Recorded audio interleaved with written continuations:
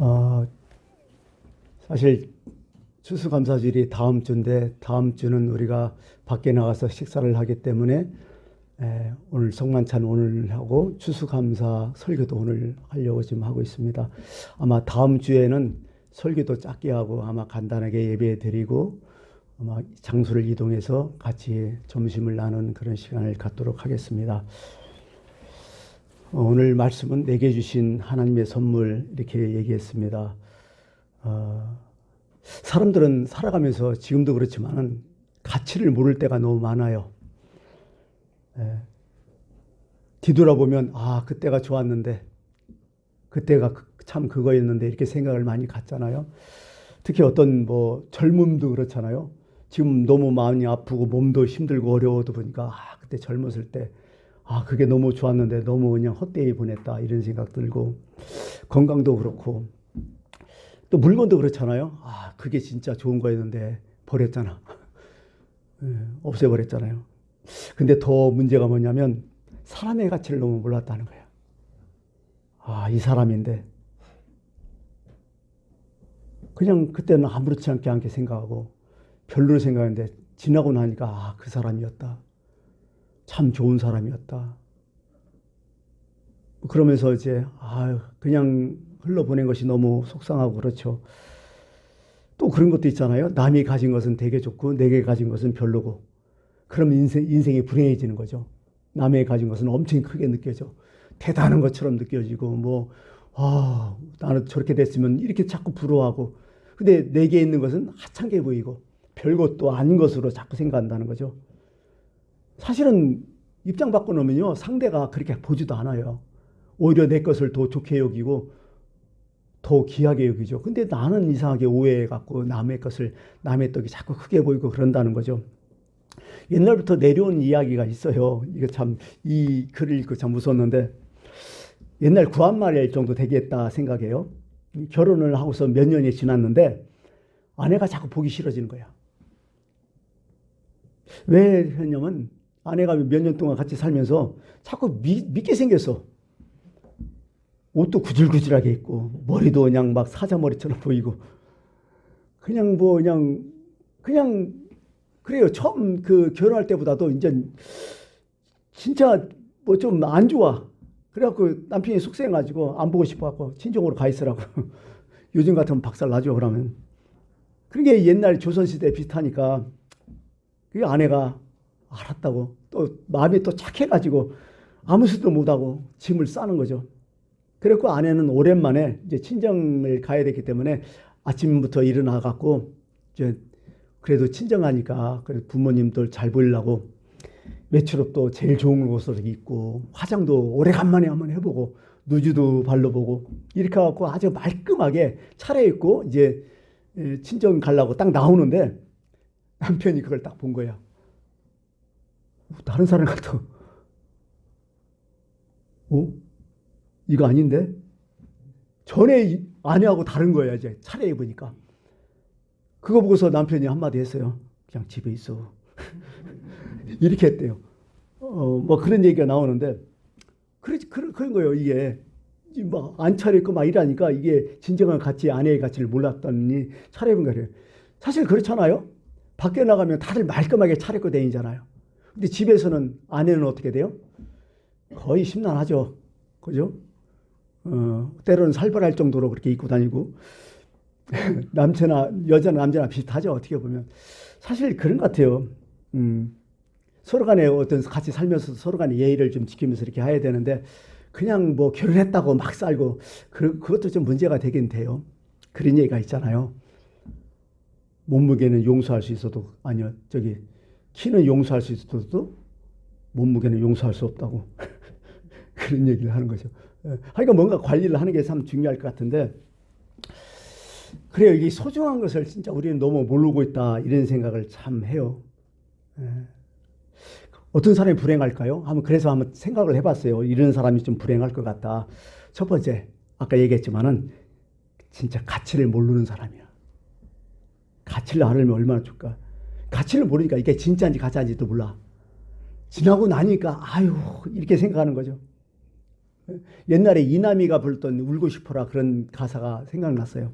울고 싶어라 이 마음 사랑은 가고 친구도 가고 모두 다 가고 왜 가야만 하면서 떠나보면 알 거야 알 거야 떠나보면 알 거야 알 거야 그게 이게 노래 가사거든요.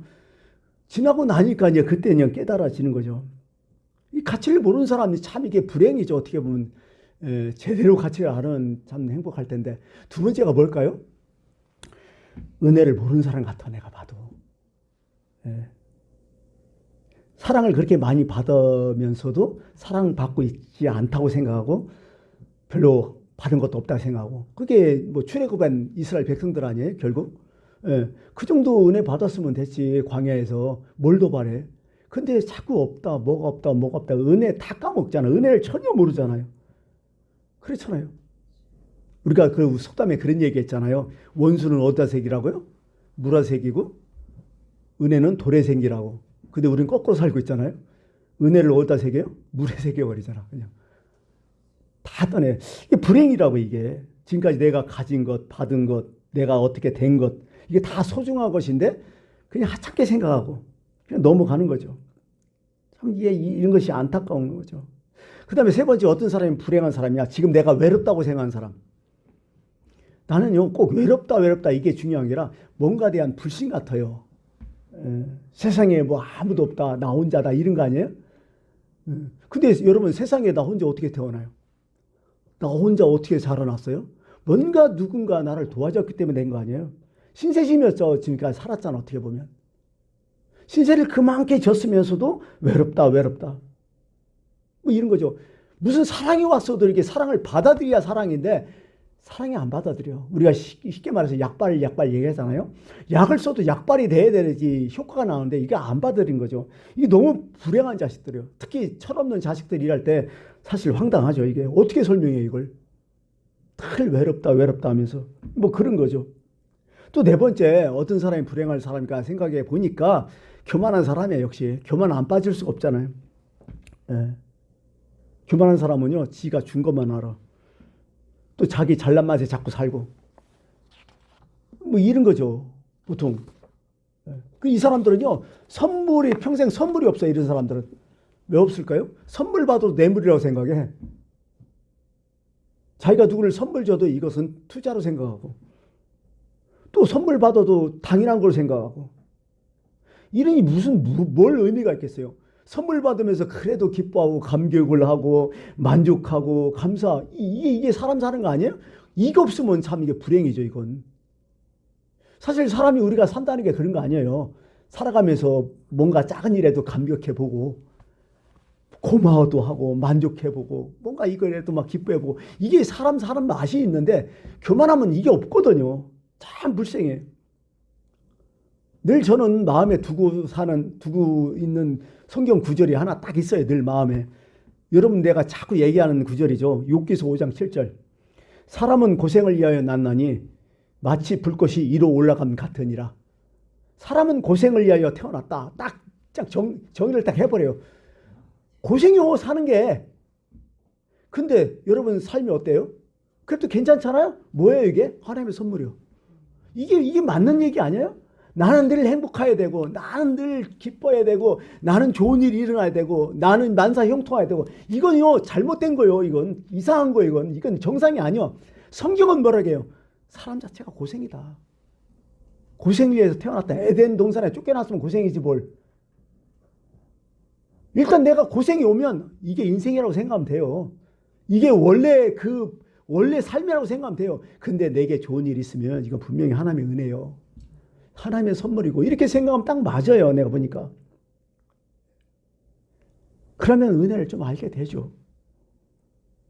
오늘 바울은 딱 생각해 보니까 오늘 말씀에 은혜를 아는 사람이에요. 진짜. 여기 지금 에베소서가 어디서 써 있죠? 3장 1절에 딱 나오잖아요. 벌써 1장 딱 나온 게 뭐예요? 이름으로 그리스도 예수의 일로 너희의 이방인을 위하여 갇힌 자 된 나 바울이 감옥에 있다는 거 아니에요. 갇힌 자 된 나 바울. 옥중서신이나 보통 얘기하죠. 근데 여기서 하나님의 은혜를 생각하는 거예요. 이게 진짜 신앙 아니에요, 이게? 그죠? 이게 사울은 간단해요. 두 가지요. 바울은 딱. 첫 번째, 오직 믿음이고 오직 은혜라. 이게 그 사람의 어떤 삶의 모토고 기초죠. 그게 이게 모든 것을 은혜로 생각하니까요. 감옥에 있어도 은혜로 생각하는 거예요. 사실 신앙이 이런 거 아니야? 하나님께 내 기도했더니 뭘 받았고 뭘 이루어졌고 소원 성취했고 이게 은혜라고 생각하는데요. 진짜 은혜는요. 감옥에서 하는 이 고백이 진짜 은혜인 것 같아 내가 봐도. 이게 진짜 신앙이 아닐까? 아니 신앙생활 안 해도요. 뭐 얻으면요. 그걸 감사해 사람들도. 그걸 감사로 생각하면 안 되겠죠. 어떻게 보면. 예, 그러니까 행복의 뿌리는 뭐예요? 하나님의 은혜였다 모든 게. 이게 바울이 얘기했던 거죠. 마귀는 어떻게 할까요? 그렇죠. 마귀는 늘 그런 거 뭐 은혜보다도 뭐요? 늘 불평하고 또 원망하고 저주하고 불안해지고 이러면 불행이죠. 또 바울이 또 자기가 이제 바울서 읽으면서 참 은혜를 생각하는 게 뭐냐면 내가 예수님을 믿어지는 게 은혜였다고들 얘기해요. 제일 큰 애가 뭐냐? 제일 큰 선물이 뭐냐? 너희가 그 은혜를 인하여 믿음으로 말미암아 구원을 받았다. 내게서 난 것이 아니라 사람에게서 난 것도 아니고 하나님의 선물이라고. 딱 그 얘기 아니에요? 믿어지는 게 제일 큰 은혜예요. 그래서 내가 한번 생각해 봤어요. 세상에서 난 가장 큰 은혜가 뭘까? 가장 큰 복은 뭘까? 내가 예수를 믿어지게 되는 거예요. 믿어지잖아요, 그냥. 이게 얼마나 큰 은혜예요. 이 성경에서는 하나님 입장에서는 내가 너를 선택했다고 얘기하는 거예요. 이게 하나님 입장은 선택이고 우리는 은혜예요, 그게. 뭐 별거 없죠, 이게. 그러니까 참 여러분 믿음도 선물이라고 여러분 생각해 보셨어요? 내가 지금 이게 신앙생활 하는 것도 선물이다, 하나님의 선물이다. 이거 인정 못하면 힘들어져요. 신앙생활 제대로 못하죠. 선물이다. 다 이런 거다. 이런 거죠. 그래서 오늘 사도 바울이 얘기하는 도대체 하나님의 선물은 뭘까? 나는 선물을 받았는데 도대체 뭘까? 따져보니까요. 한 세 가지를 제가 요약 좀 해봤어요. 첫 번째, 하나님의 선물은 나한테 주어진 하나님의 선물은 뭐냐? 얘기했더니 알게 하신 것이라고. 알게 하신 것. 알게 하신 것. 그 아무나 아는 게 아니잖아요. 예수님께서 늘 말씀하시잖아요. 귀 있는 자는 들을지어다. 아니, 귀 다 있잖아. 근데 안 듣는 사람들 많다는 거. 깨닫지 못한다는 거예요. 그러니까 보면 사도 바울은 논리는 간단해요. 이 사람이 헬라 철학을 또 했잖아요. 그러니까 사도 바울은 상당히 이 글이 논리적이야. 보면 첫 번째 사도 바울이 뭐냐면 나를 알게 했다는 거고, 두 번째는 또 아는 것을 믿게 했다는 거고, 믿는 것을 믿음대로 살게 했다는 것. 이게 은혜라고 얘기해요. 이게 우리의 신앙생활 아니에요? 믿는 것과 아는 것은 달라요. 그죠? 내가 안다고 해서 믿는 건 또 아니야. 근데 알게 하고 두 번째 믿게 하고 또 믿은 대로 살게 했다는 게 하나님의 큰 은혜였다고 지금 사도 바울을 얘기하고 있는 거죠. 사절에 그런 얘기죠. 내가 그리스도의 비밀을 깨달은 것을 너희가 알 수 있으리라. 깨닫겠다. 예. 예수님도 그런 말씀하시죠. 영생이 뭐냐? 얘기할 때는 요한복음 17장 3절에서 이렇게 영생은 곧 유일하신 참 하나님과 그가 보내신 자 예수 그리스도를 아는 것이라고. 안다는 게 참 중요한 거죠. 어떻게 보면. 그러니까 신앙도 안다는 것부터 시작하는 거예요. 무조건 믿습니다도 이건 이상한 거야. 그죠? 예. 일단 기본적으로 아는 거죠. 알고서 믿는 거죠. 아는 것은 곧 뭐예요? 깨달음의 문제죠. 다시 말해 표현한다면. 그렇잖아요? 깨달음이 정말 중요한 것 같아요. 깨달음이. 같은 것을 보고서 깨닫는 자와 깨닫지 못하는 자는 천질 차이 나거든요. 제가 이제 1970년대 항상 그거 막 머릿속에 막 백인 게 하나 있었어요. 뭐 쥐약 3분의 1, 1500마리 뭐 이런 것도 좀 기억나요. 왜냐하면 쥐 잡기 옛날에 했잖아요. 예. 예? 뭐 3분의 1은 그거 같아요. 우리 곡식 3분의 1 쥐가 먹는다. 1500마리는 쥐 한 마리가 새끼 나면 어떻게 해요? 다른 개처럼 1500마리까지 난다. 그런 얘기를 막 해갖고 하고 국민교육 권장도 외우고 또 한 가지 있어요. 1970년대에 우리 정부 표가 뭐예요? 100억 불 소출, 1000불 소득이요. 좀 기억, 연식이 좀 되는 분은 기억나실 것 같아요. 지금 우리나라 지금 GDP가 얼마예요? 1000불이에요? 그죠? 지금 한 3만 6천 막 이렇게 되죠? 7천 막 이렇게 되죠? 지금 보니까 막 30배 이상이잖아요. 근데 생각해 보세요. 이 정도로 잘 살았으면 진짜 30배 정도 행복해야 되잖아. 근데 지금 우리는 30배 행복해요? 우리 느낌이 딱 오잖아요. 그때가 행복했다는 사람 더 많아요. 왜 그래요? 깨달음이 없었어 그때는. 그래도 깨달으면 그때도 행복했는데 없는 거야. 지금도 문제고요. 사실은. 그게 어떻게 보면 이게 행복이 소유 문제보다는 깨달음 문제예요. 내가 봐도. 진짜 깨달음의 문제다 이런 생각 들어요. 예. 철들었다는 게 뭐예요? 깨달았다는 거 아니에요? 유레카뇨. 이거 몰랐는데 이거 깨달았다고 지금. 이게 깨달은 게 많은 사람이 철 많이 든 거죠. 어떻게 보면. 예. 그런 것들이죠. 사실은요, 멸망받을 자들은 깨닫지 못해요. 끝끝내. 참 힘들어요. 예수님께서 그런 말씀한 12장, 요한복음 12장 37절에 이렇게 많은 표적을 그들 앞에서 행하였으나 그들이 믿지 아니했다고. 안 믿어줘, 이거. 어떻게 할 거예요, 이거. 참 그런 것 같아요. 은혜를 알게 하신 거 너무 감사하다는 거예요. 별것도 아니라고 생각하지만은요, 사도 바울 입장에서 너무 감사한 거예요. 알겠다, 깨닫겠다. 이게 정말 큰 은혜다. 저는 학교에서 강의 한 6년, 7년 해봤으니까 시험도 많이 치렀지만 시험도 많이 시켰어요. 그래 강의를 똑같이 해요. 근데요, 답안도 뭐냐면 기가 막힌 게 많아요. 어떤 사람은 정말 내 의도대로 내가 얘기할 대로 딱 답안을 깔끔하게 쓴 사람이 있지만은 어떤 사람은 진짜 엉뚱하게 쓴 사람이 있거든요. 그 시간에 뭘 했는지 모르겠어요. 진짜 엉뚱한 사람이 있긴 있어요. 진짜 생뚱맞은 답안을 쓸 경우도 있다니까요. 우리 인생이 그렇게 살면 어떻게 되겠어요? 하나님이 주신 말씀이 딱 있는데 엉뚱하게 생뚱맞게 사는 사람이 많다니까, 지금 신앙생활 하면서. 없을까요? 정말 많아요. 아니, 목사님들은 없어요? 목사님들도 많아요. 하나님 말씀하고 전혀 다르게 생뚱맞게 사는 사람 많아요. 뭐 이런 경우가 너무 많죠. 참 그런 것 같아요. 지금 이 시간에도 마찬가지일지 모르겠어요. 여러분, 신앙생활 하면서 복은 뭐냐면 설교가 들려온다는 거예요. 진짜요. 이게 매주마다 와갖고 설교 듣잖아요. 근데 설교가 안 들어. 막 짜증나고 시간 왜 이렇게 길러? 왜 목사님 설교가 이렇게 길어? 막 하품도 나오고 막 어떻게 그런 분이 있다니까요. 천국은 가야 되는데 교회는 안 가면 천국 못 갈 것 같고 하니까 와서 앉아서 막 이렇게 있는데 진짜 이게 지금 불행한 거 아니야, 사실 이게. 설교가 들려온다는 게 참 이게 복이에요. 너무 참 중요한 것 같아요. 예.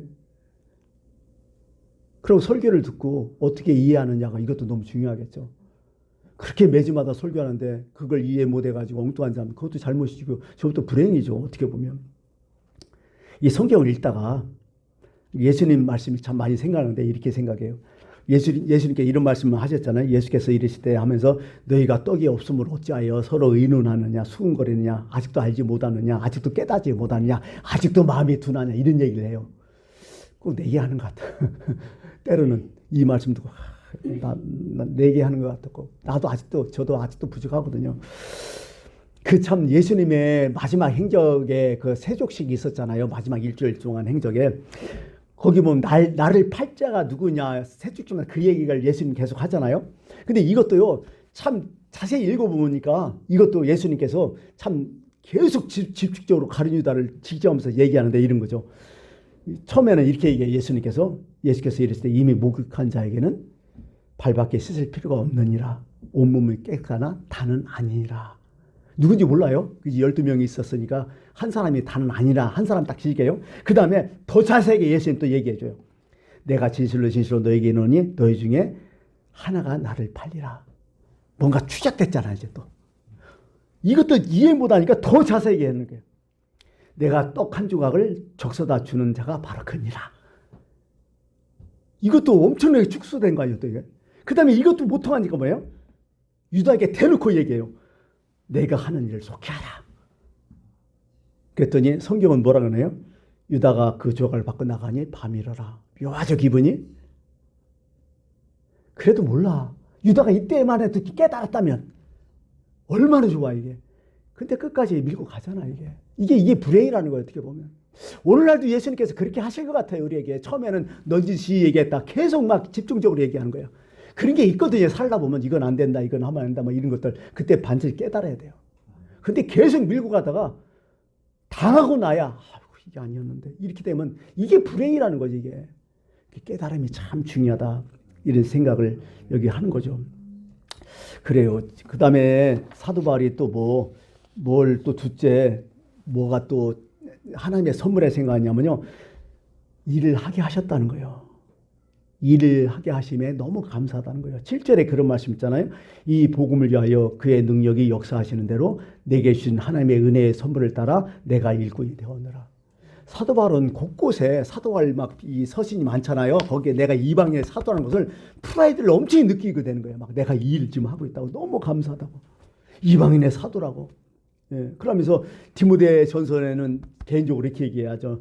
나를 능하게 하신 예수 그리스도께서 내가 주께 감사하면 나를 충실하게 여겨갖고, 여겼다는 거 뭐예요? 인정해줬다는 거 아니야. 그죠? 인정해줘갖고 내가 지금 이방인의 사도가 되었다고 막 자랑하고 있잖아요.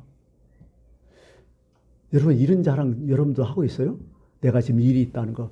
여러분 꼭 주의 일, 뭐 세상의 일, 이거 나누지 마요. 뭐 옛날에 우리가 배웠던 거 깔뱅이의 그 직업 소명설 그런 게 있었잖아요. 여러분들이 하고 있는 일이 어떻게 보면 성직이요. 가만히 보면 어떤 마음으로 해요? 하나님 마음으로 하면 다 성직인 거예요, 사실은요. 저도 설교 하나님 마음으로 하잖아요. 그리고 여러분들 일상생활을 하면서 하나님 마음으로 그 일을 했다면 그게 성직 아니에요? 아니 천국에서는 여러분 누구만 있어요? 목사, 권사, 장로님 이거 없어요. 그냥 형제 자매지. 하나님 앞에서. 저도 가면요 그냥 형제예요. 의미 없어요. 여기서만 그런 거예요, 사실은요.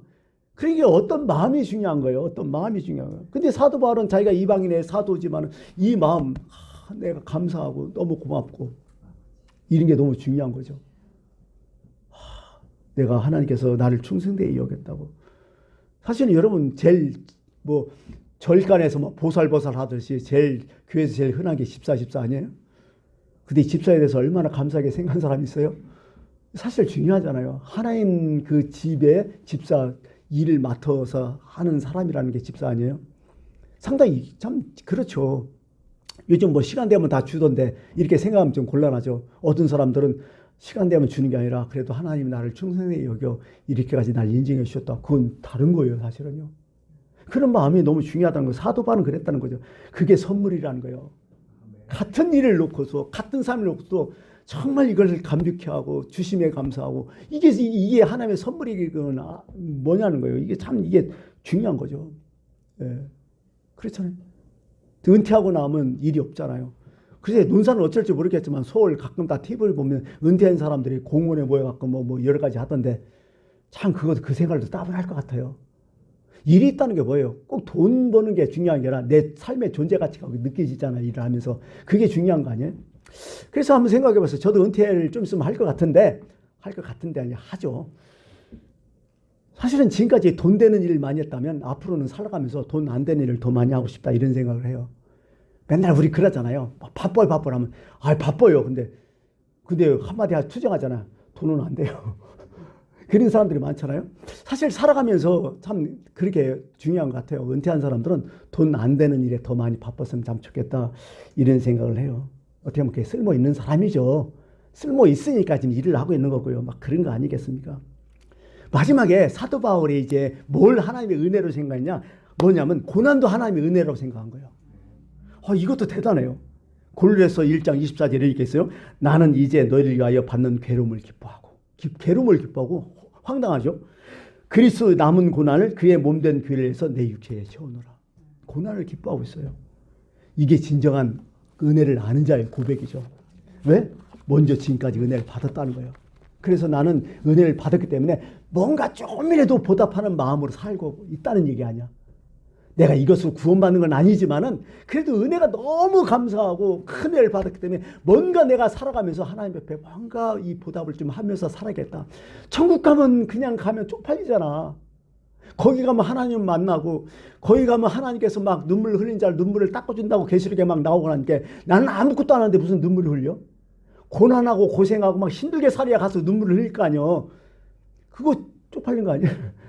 그러니까 그런 마음, 고난도 하나님의 은혜로 생각하는 이런 마음이 참 중요하지 않을까 이런 생각이에요. 또 두 번째는요. 이 고난이라는 게요. 참 성경에 늘 얘기하지만요. 고난은 공짜가 아니라는 거예요. 고난은 과정이지 결과가 아니라는 거예요. 이 고난 중에서 얻어진 게 너무 많은 거예요. 사도 바울이 늘 고백하는 게 아니에요. 고난은 내게 유익이었다고. 이것 때문에 하나님의 은혜를 더 많이 알게 하고 순수하게 하고 진실해지고 또 때른 것을 깨닫고 진짜 모든 게 다 하나님의 은혜였다고 얘기를 하잖아요. 여러분 그렇게 살고 있어요? 지금 내게 고난이 있어요. 이걸 은혜로 생각해요? 그러면 기독교인이요. 세계에서 가장 제일 비싼 바이올린이 뭐예요? 나는 그 스트라디바라가 제일 비싼 줄 알았더니 또 한 가지 있더라고. 과르네리라는 또 바이올린이래요. 그게 경매장에서 제일 비싸게 팔았는데 최근에 경매장에서 팔린 것 어떤 게 무슨 바이올린의 어떤 그 품질의 상태, 보관 상태에 다른데요. 우리나라 돈은 200에서 250억이요. 경매에 나왔는데 그게 팔려나가요. 한 대에. 그게 보통 언제 만들었냐면 1920년에서 1940년대에 만들어져요. 1720에서 1740년대에 많은데 특히 이제 300년 전 어디냐면 이탈리아 크레모아라는 그 지역에서 만들어져요. 그게 다. 물론 첫 번째 그 장인의 기술이 대단하죠. 근데요, 바이올린 재질이 좀 남달랐다는 거야. 그 보통 16세기, 17세기, 18세기 아니 17세기 아마 그 정도 17, 18세기가 소비하기가 한번 왔었대요. 학자, 지질학자들도 다 엄청 추웠다는 거야. 그때 만들었던 바이올린이 그렇게 좋다는 거야, 지금도. 그때 이제 보통 스위스 알프스에 있는 스위스 산맥에서 고산지대에서 그 갖고 온 건데요. 보통 그게 단풍나무 아니면 자작나무로 만들어진대요. 아, 자작나무가 아니라 가뭄비나무인가? 그러니까 가뭄비나무. 아, 그런데요. 그 일단은 그걸 잘라갖고서 그래도 오랜 세월 동안 그냥 내방쳐 놓은대요. 햇빛 따고 비 맞고 뭐 이렇게 하고. 그러고 나서 한 10년 이상 넘은 것을 그 만든다는 거죠. 그럼 그게 그 나무가요. 절대로 갈라지지 않고 변화가 없대요. 수십년 뭐 수백 년 끝도 없다는 거예요. 진짜 어렵게 큰 나무들이죠. 막 추운 데서 크고 막 그렇게 어렵게. 인격도 같이 쓴 거 아니에요? 고생한 사람들, 근데 고생했다고 다 인격 좋은 건 아니대. 근데 고생을 깨달으면서 겪었던 사람들이 인격이 깊어요. 깊어, 확실히. 사도 바울처럼. 이런 인생이 참 멋있는 인생이 아닐까. 그런 생각을 해봤고, 마지막에 이제 설교를 마치면서 한마디만 더 하고 마칠게요. 여러분, 오라토리라는 얘기가 있잖아요. 뭐 대규모 성악곡을 본 오라토리를 하잖아요. 딱 오라토리 하면 딱 두 가지가 생각나죠. 천지창조하고 하이든의 천지창조하고 두 번째 핸델의 메시아잖아. 사실 이 오라토리 중에서 이제 천지창조는 그 다음에 만들어요. 핸델의 메시아를 그 하이든이 딱 들어보고 거기서 영감을 받은 거야. 막 감격하고. 그러고서 그 곡을 3년 동안 만들어요. 그때 그 나이가 몇 살이냐면 66세였대요. 66세면 엄청 이제 거의 다 된 나이죠. 그 당시니까. 1800년대 뭐 1700년대니까 엄청나게 진짜 옛날이니까 참 나이 많은 거죠. 그리고 66세에 그걸 만들어서 어디 초연을 딱 할 때 사람들이 감동을 하고 박수를 난리 났었잖아요. 그 다음에 그 후에 1808년에 스위스 비엔나에서 한 번 더 해요. 그때는 이제 하이든도 참석해요. 그때 나이가 몇 살이었냐면 76세였어요. 장수하셨어요, 이분. 그때는 몸 상태가 어땠냐면 자리에서 못 일어날 정도예요. 의자에 갱신히 앉아갖고 있을 정도로 나이도 듣고. 그러고 이제 천지창조 음악이 다 끝나고 사람들이 여기 작곡가가 오셨다가 하니까 사람들이 다 일어나가지고 막 박수를 치는 거야, 하이든한테. 막 그래. 그런데 그 당시에 하이든이 어떻게 했냐면 그거 딱 듣고 갑자기 그 사람이 무슨 그 노인이 힘이 있나 막 자리에 일어나 버린 거예요. 그러면서 한마디 외쳐요. 아닙니다, 아닙니다. 그 작품은 내게 한 것이 아니라 위에 계신 하나님께서 하신 것입니다. 아닙니다, 아닙니다. 이건 오직 은혜로 된 겁니다. 하면서 막 이렇게 하다가 추적 주저앉는데 의자에 앉으면 좋았는데 옆에 앉은 바람에 넘어져요, 바닥에. 쓰러져 갖고 기절해버려요. 의식을 잃어. 그게 마지막이었어요. 마지막 말이자 마지막 모습이었어요. 이 하이든의 모습이었어요. 안타까워요? 나는 속으로 그랬어요. 멋있다. 이렇게 죽어야 되는데. 이 참 그래요. 아닙니다. 아닙니다. 오직 은혜입니다. 하나님이 하신 것입니다. 이게 우리의 마지막 고백. 이것을 아는 사람, 이거 진짜 이 사람이 감사를 하는 사람이죠. 그래서 오늘 감사주의를 하기 전에 어떤 마음으로 감사해야 될까 생각해 보니까 이런 마음이 아닐까 해서 오늘 여기까지 하겠습니다. 기도하겠습니다.